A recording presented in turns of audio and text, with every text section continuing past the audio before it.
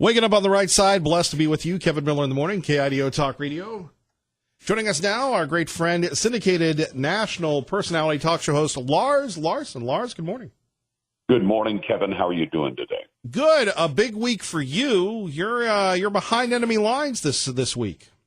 Well, it's an interesting place to be because in a lot of ways it's like you and I experience. If you're in a city, you're usually in a very blue area, but you may be surrounded by very red, good conservatives. I'm at Stanford University, which is a fairly liberal university. It's still one of America's top universities, and it produces an awful lot of people who are very capable who go into technology and everything else. But right in the middle of Stanford is something created by a man I admire greatly, a former American president, Herbert Hoover, who created the Hoover Institution, which is very conservative. And you might know names like Dr. Thomas Sowell. He's a Hoover Fellow. Victor Davis Hanson, very smart guy, Hoover Fellow. They go on. And they have quite a bunch of great, smart people here.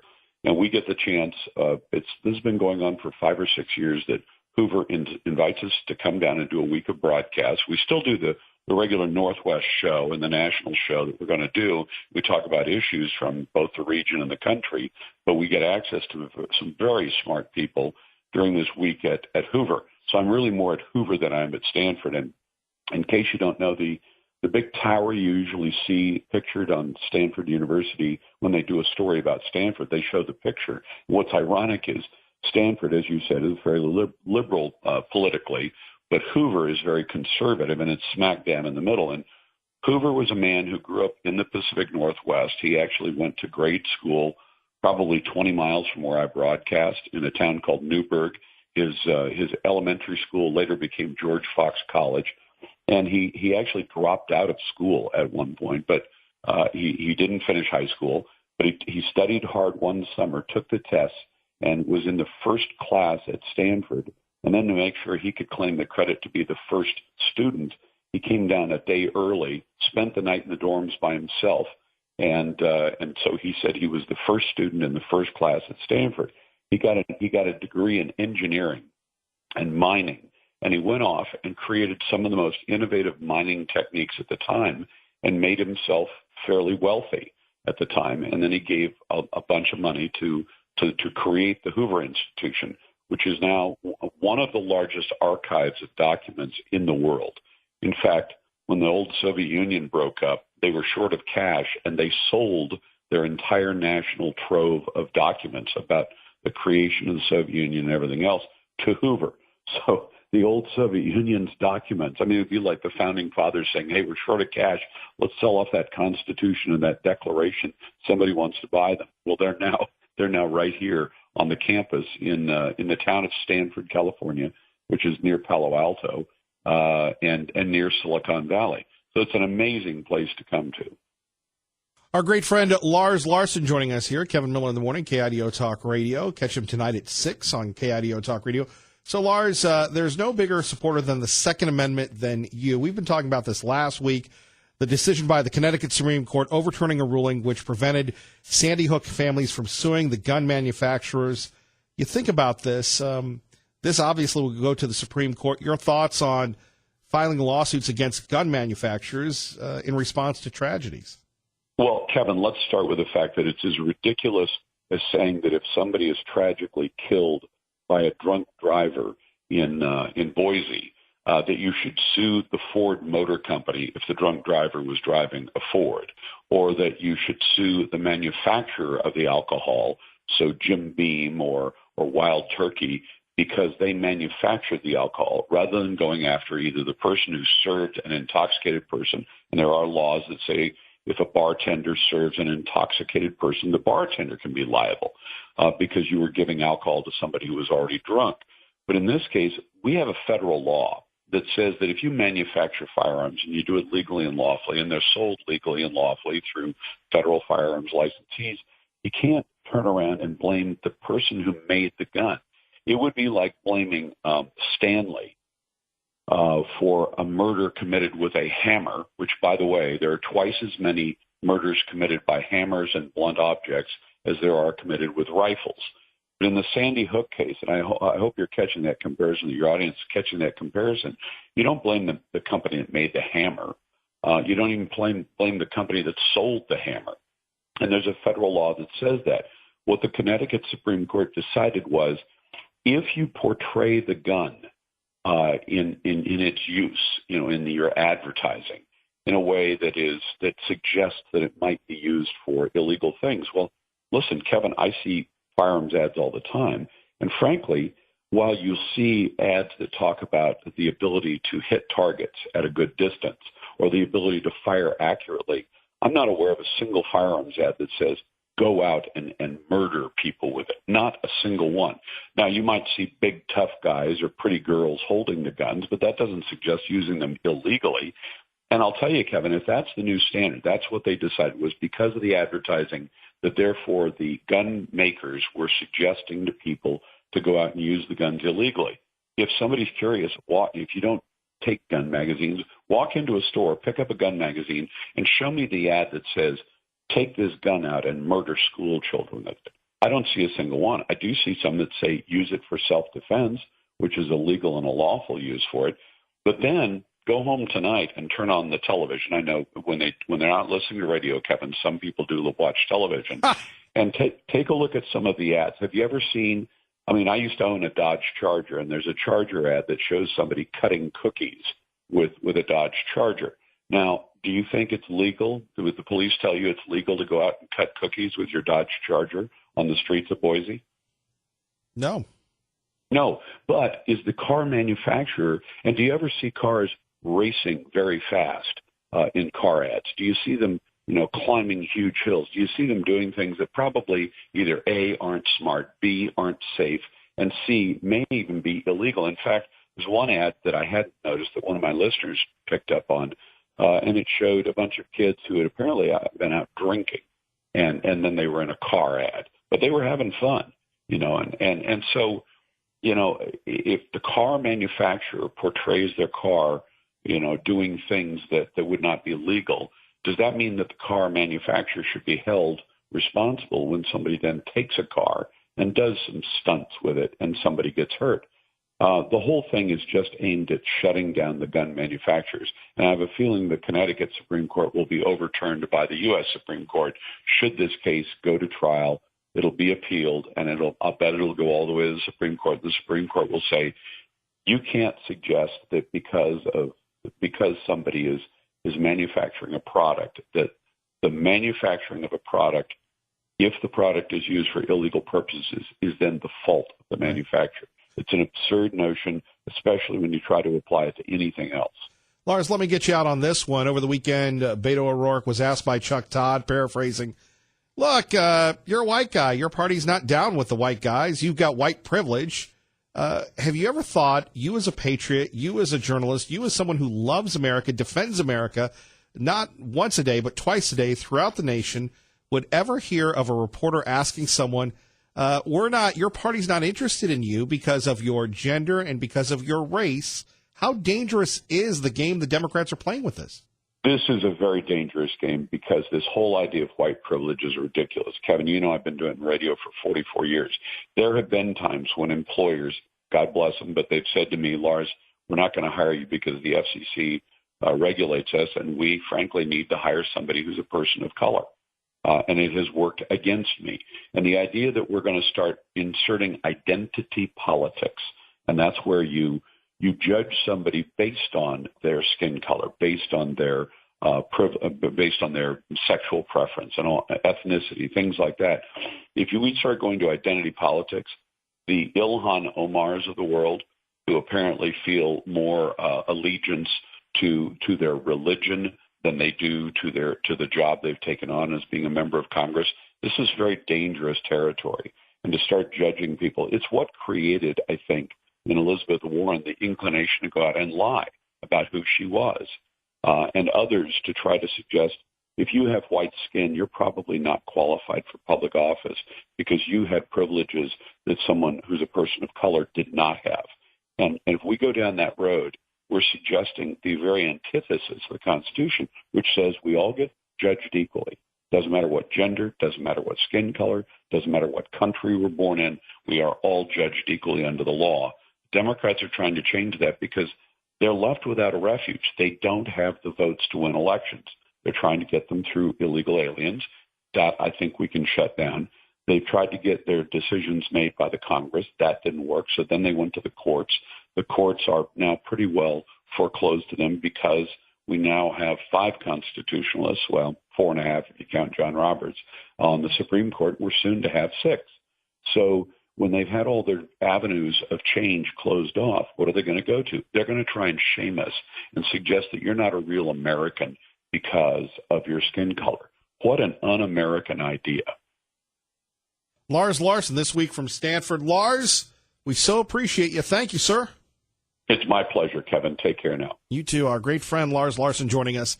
Kevin Miller, phone numbers here, 580-5436, 580-KIDO. Back to the idea that continues to mission creep through our legislature and through the new Attorney General, these red flag laws. And I had a chance to do a little research here, and I'd love to get your reaction at 580-5436, 580-KIDO to 2 stories. This one out of the state of New Hampshire, but because of the controversy involved in gun laws here in the Gem State, I thought it was relevant to what we're dealing with here. There's a bill floating around the state legislature that would let family members or cops file a court order to restrict access to guns for certain people who pose a danger to themselves. Following a hearing last week, a state House committee voted to hold off on the measure, also known as a so-called red flag law. Supporters say it addresses the state's high suicide rate and would only be used in extreme cases, but opponents say it could lead to false accusations against gun owners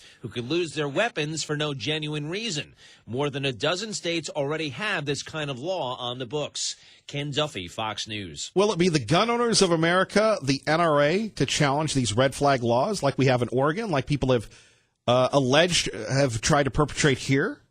Think about this at 580-5436, 580-KIDO. It's for the greater good.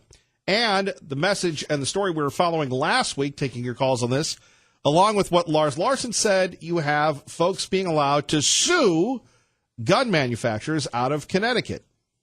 There are images daring you, and with a copy, forces of opposition bow down. You have been single-handedly outnumbered.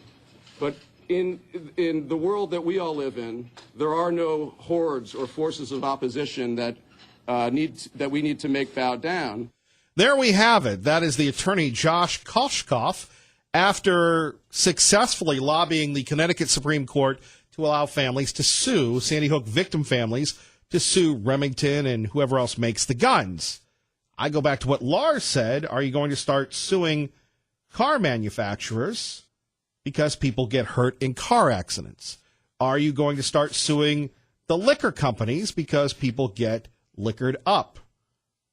Don't we have a personal responsibility to ourselves, number one, and number two, at 580-5436, the red flag issue that we first brought you when it first came up in Oregon. Remember when you had the kid who was living with his mom and his stepdad, and the kid said, I don't agree with that, and they went and took the stepdad's weapons with no warrant.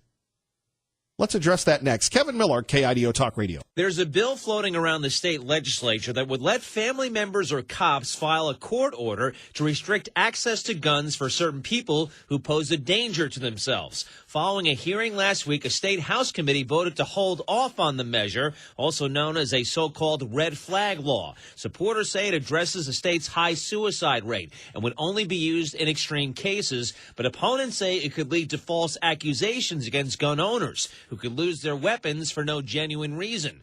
More than a dozen states already have this kind of law on the books. Ken Duffy, Fox News. And that's in the state of New Hampshire, but red flag laws perpetrating themselves across the country. Heck, even the new Attorney General said he's down with the red flag laws.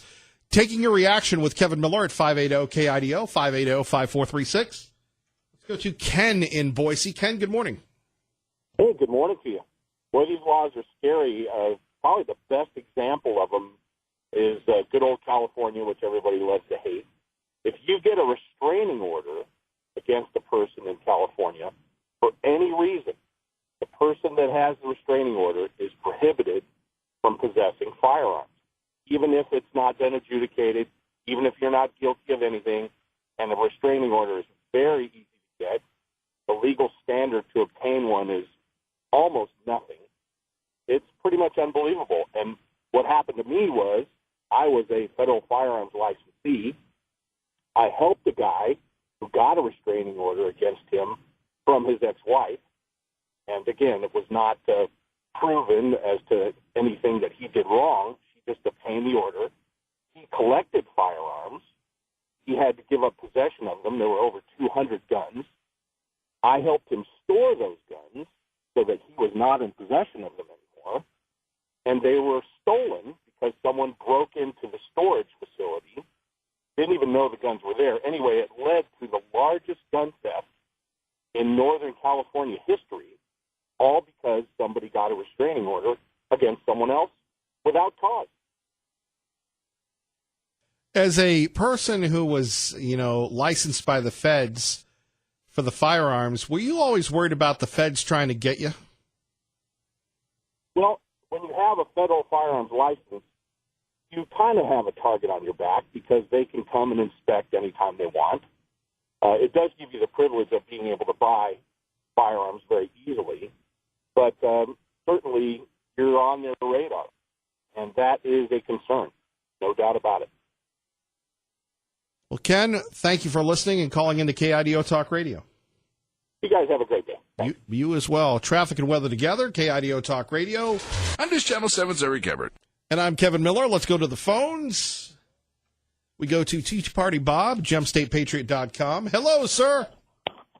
Oh, Mr. Miller, how are you today? Such a wonderful, beautiful day. Sunshine. It's going to be up in the 60s. Can't ask much better. You, Dave Petzo, and Ray Amaya, you love the outdoors, and probably 99.9% of the listening audience loves the outdoors, but for a pasty wallflower in the shape of a bell pepper like yours truly,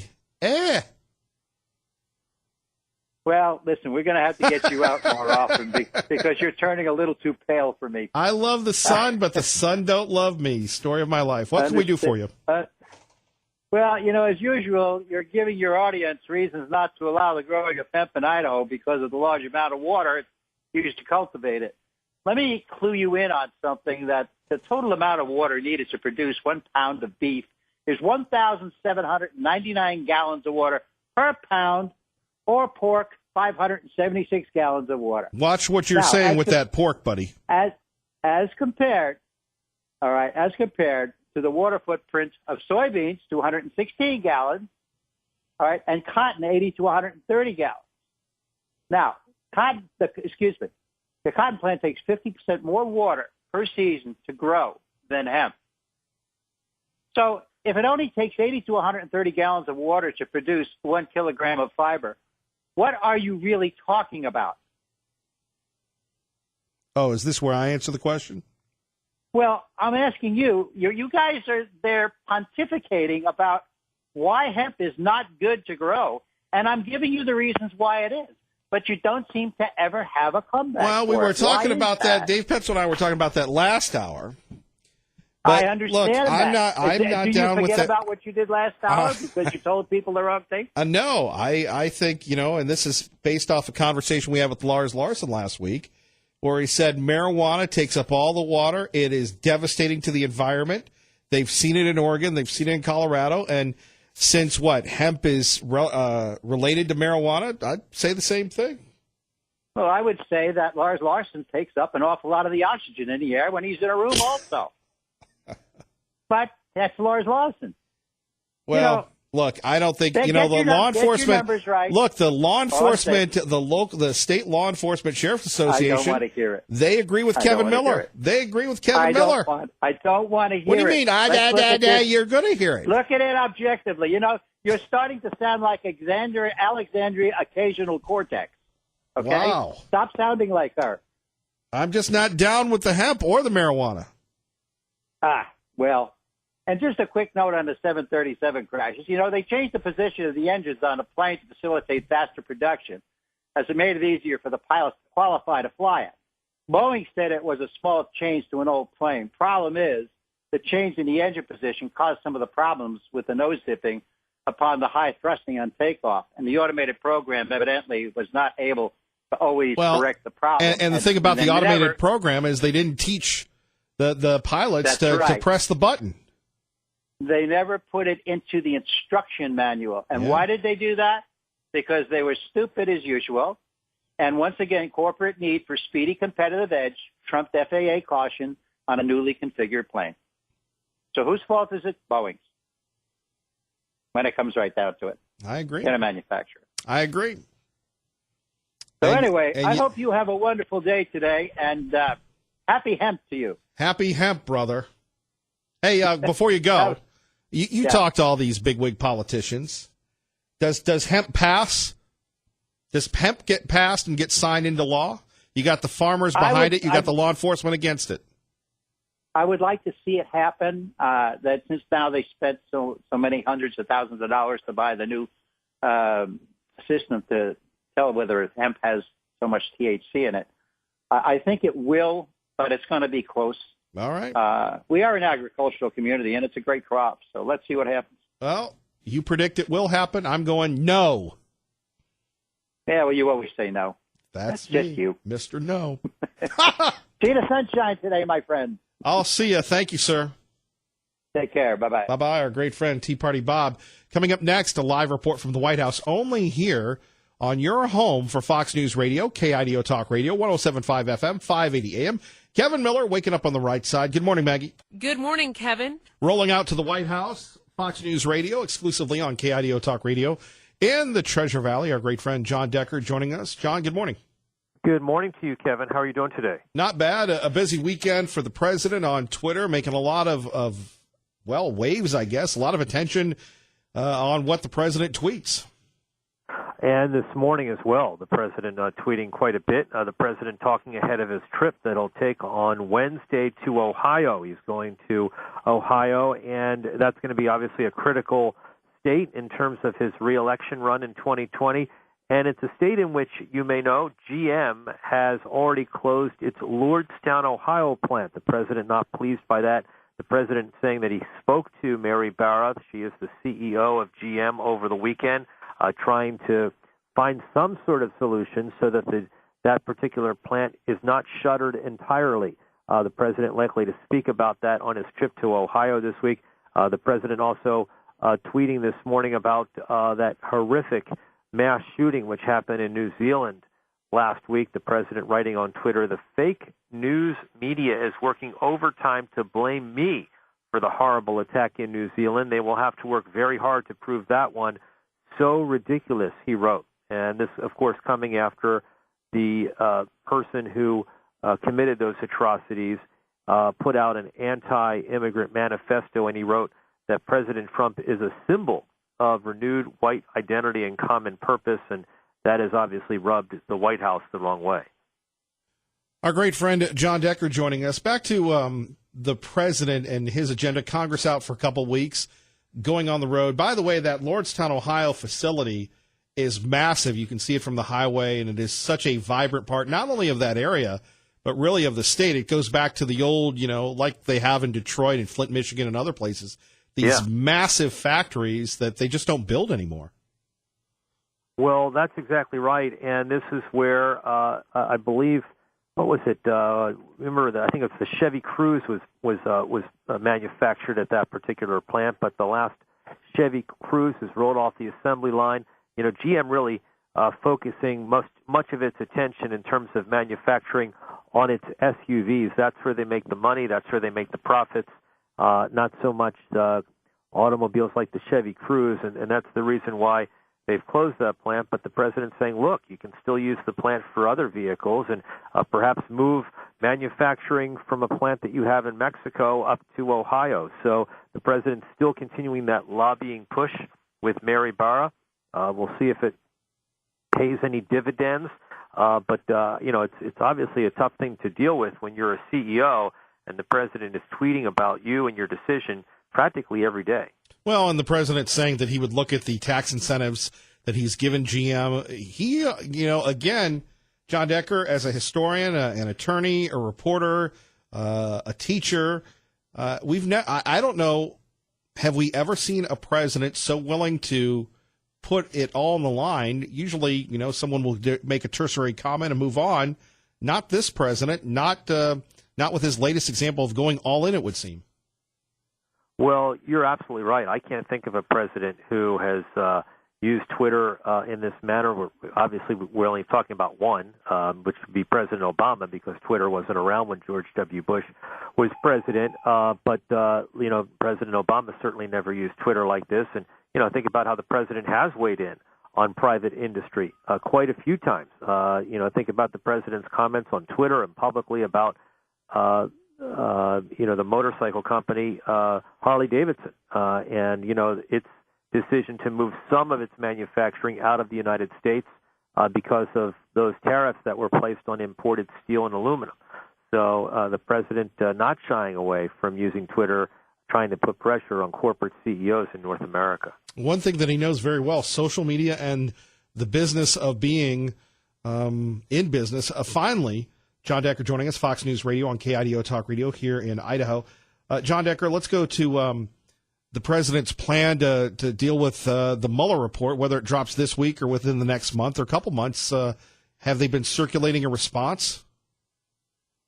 No. The president, is awaiting, just like so many others, the conclusion of Mr. Mueller's investigation. He'll then turn over his report to the Attorney General, Bill Barr. Already the House of Representatives has voted unanimously that report that's turned over to Bill Barr should be made public. The Senate will not do the same, and the reason being is because Lindsey Graham will not let that kind of resolution move forward in the Senate. But I think, the House can do its thing, and that would certainly put a lot of pressure on Bill Barr to release that report, make it aware and known to the public. But there, despite all these rumors, still no conclusion to Mr. Mueller's investigation, and lots of rumors that he was going to hand over that report, Kevin, over the course of the past month, and it still hasn't happened. John Decker, finally, you picking a Final Four team, or are you going with the three ACC teams that are the top seeds and maybe Gonzaga? Any thoughts?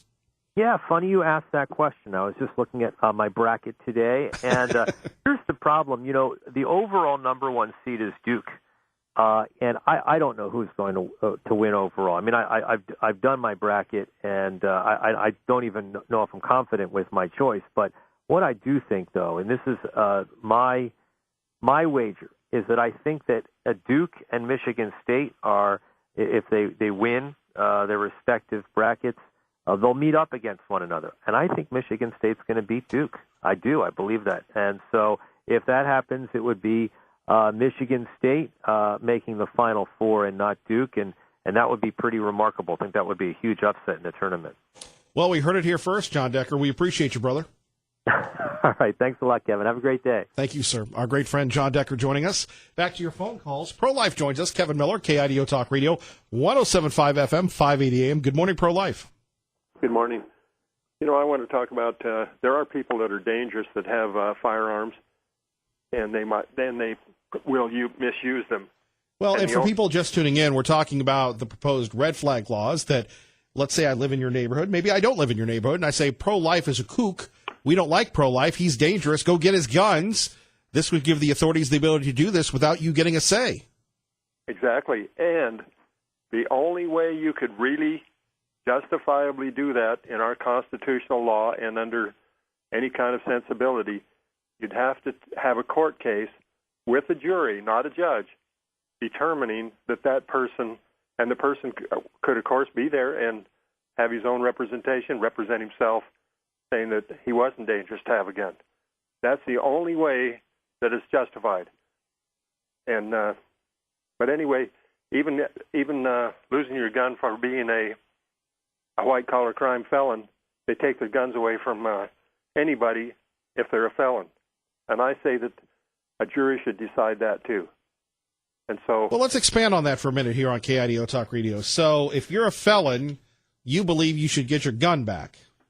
Yeah, exactly. And when a felon's in jail, Well, It's if you let a family- felon, some states are letting felons vote again. Why not give them the guns? Me, I don't know. You've been in the system. You know Billy, Willie, and Timmy and the Fred on the block there. I don't know if I'm down with you legally owning a weapon.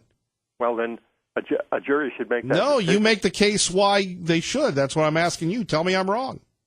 Well, of course you're wrong. There's a lot of people that deserve to have a gun that are felons, and But they're criminals. that doesn't matter. I mean, say a felon. Why would a felon need a gun? Well, let me say this. Well, why would a felon need a gun? It took for self-protection. I mean, just because you're a convicted felon doesn't mean that you're dangerous. What would be the draw? Nonviolent felons, white collar felons? Yeah, you could give a exactly. felon back if they committed burglary or robbery, but not armed robbery? Exactly, and a jury should decide that, not legislators blanket saying who has to have their guns removed and who isn't. If you had your way, you'd get rid of the legislators anyway. No, of course not. Yes, you would. I No, know I you wouldn't. pro-life. No. Who do you think I'd leave the decisions up to? Some stupid judges? Who do you call wimps all the time? The judges and the legislators are wimpy, Yes. but and the chief executives, they're all wimps. Yeah, see, you'd get rid of everybody.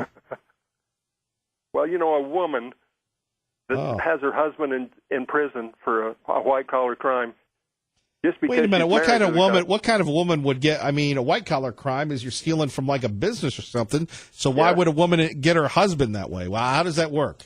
Well, she's married to the guy, Yeah. and he's in prison. She can't have a gun because that's his address. Well, he's in And he's in prison. She prison. can have a gun. No, she can't. She can. No, He's in the Hooskow. no, she can't have a gun because that's his address. I don't when know he's not about out it. of prison. Do you have personal experience with this? Yeah, Well, I I've don't. heard it talked about. Well, you've heard it talk. By I've law heard a lot of enforcement things people. talked about. I've heard Tea Party Bob on the Hemp Express. Well, we got a messed up society. Finally, we have you, though. Thankfully, we have you. And when sperm meets egg, there's a new person on earth. You can't murder the baby. And right you've from that never, point. and you'll never hear that in any other place. Sperm meets egg. How about that, everybody? Yep. Truly a family value show right here. That's one of the high points of life is right when sperm meets egg. That is life. Yep. That's it. Anything else? So you've covered all No. the major hits this morning. No, well, I could go on, but you probably got other callers there. Probably. Thank you, Pro-Life. All right. We'll see you. All right. 580-5436. 580 KIDO. Let's go to Eagle, Idaho. And Art, good morning. You're on KIDO Talk Radio. Morning, Kev. Hey, I just pro-life just made me want to pull over and call you. The fact that someone has been arrested for a felony, I think, shows that this person doesn't make good decisions. And when someone doesn't make good decisions and they're entitled to have a gun, now you've got two things going against them. And I think that's crazy not to say, oh no, he just made a mistake and he caused a whole lot of problems, but he can have a gun. Carrying a gun is a privilege. It's just something that we're entitled to, but not if you've done something horrific. And the felony is usually a horrific crime. I totally agree with you on that. Well, thank you, sir. Thank you for your time, and God bless you, and I love your show. God bless you, Art. Appreciate you listening. Take care. You too. Bye-bye. Listening to KIDO Talk Radio. We go to our man Doug in Mountain Home. Kevin Miller, KIDO Talk Radio. Hello, Doug. Good morning, Kevin. Yeah, I thought this thing was going to be licked. I mean, who keeps bringing this up, Kevin? The libs. I thought I heard you say something about farmers were wanting it. Oh, yes. Some people say that I think one of the farm groups is in favor of this. The hemp, yeah. I wonder what that's all about. Well, they think they can get $50,000 an acre. If that's the case, let's go all buy fertilizer and go into the hemp business. I think it's too good to be true, and environmentally, it's not good for the soil. Well, I was talking about the gun law thing, the red flag thing. Oh, see, you got me mixed up with my contradictions here. The Okay. red flag, the farmers are not Yeah, behind that- the red flag thing, no. Okay, that's what I was getting at. Is I thought that this red flag thing with a no search warrant was already defeated and done. So who keeps bringing it up? All over the country, it's the new progressive liberal agenda. Yeah. Here in this state, And it looks like nothing's going to happen this session, but who knows next time around? Exactly. You know, and people start looking at it. I mean, we're talking about felons. Your politicians that are pushing this stuff are the felons. They know what they're pushing, and they know what they're pushing for, disarmament of this country. I mean, the pen is mightier than the freaking powder. You get what I'm saying? I agree. Yeah. Although the pen can't save you when the crooks break into your house. No, and they don't care. Look what they're doing. I mean, I'm not good with words. You know it. I've said it over and over, but just look what they're doing on the borders or anywhere. I mean, it's like their brains. Never mind. I could just keep going on and on. As long as this thing ain't going to make it nowhere here in Idaho. But the thing of it is, like you said, sooner or later, you get the right governor and the right legislators, and it will go. And you will have me, and you will have no. I mean, just like what I'm saying, people hear me on the radio. All they'd have to do is call in and say, hey, that guy's a wacko. And come up and, who knows, come in their ninja suits and freaking take everything you got. Yeah. That's why we have a constitution, people. You know, when you give away your freedoms, you ain't getting no liberty. You ain't getting no safety. You ain't getting nothing. You're getting tyranny, period. All right, Kevin, I've said enough again. Thanks for the show. Doug, thank you. God bless. Yeah. And we go to Elaine in Boise, KIDO Talk Radio. Good morning, Elaine. Hey, Kevin. Just want to give you the heads up. Last night on Mark Levin's show on Fox News, he had, I want to say, William Bennett, who used to be the drug czar and the educational secretary, and he wrote Book of Virtues. In that interview, he asked about hemp, marijuana, that issue, and I just wanted to tell you that he was definitely on the Kevin Miller side of things, and just mentioned, look to Colorado. There's, a decrease in test scores, an increase in car accidents. He noted, all the negative side of things and just the difference between the marijuana today in terms of potency, and the marijuana from the 60s and 70s. And, what a big difference. And, it's not good. Not good. And it's a slippery slope. Anyway, just wanted to tip you off. So William Bennett, he wrote such a great book. I can't remember what it was called back in the day. Well, he wrote a few, but the one that we have is the Book of Virtues. Yeah, the Book of Virtues. He actually mentioned in the interview that the publisher wanted him to come out with another rendition, and he wanted a liberal, co-author, and they wanted to kind of bend some of these things to be, more PC, and he said no. No, that was, yeah. And I need to go out and purchase that book. That was so groundbreaking, and I'm sure, Elaine, now more than ever, the Book of Virtues is something we all need. Well, yeah, so I think, go ahead and come out with it. Again, I think that's awesome, but the publisher wanted to slant it, and which is, very much commentary on where we're at right now. But it was a fascinating hour, just hearing this, this man of so much experience and wisdom speak to the issues that we're all dealing with today. And at one point he said toward the end that he's very discouraged when he, is watching things on television and listening to debates and whatnot, but that when he's out meeting people in the country, that's when he's encouraged. So that was kind of a takeaway for me. So I need to check that out with Mark Levin and Bill Bennett. Yeah, exactly. You got it. Well, thank you. Thank you, Elaine. Thank you for thinking of us. You bet. Have a great day. You too. Bye-bye. Bye-bye. You're listening to Kevin Miller, KIDO Talk Radio.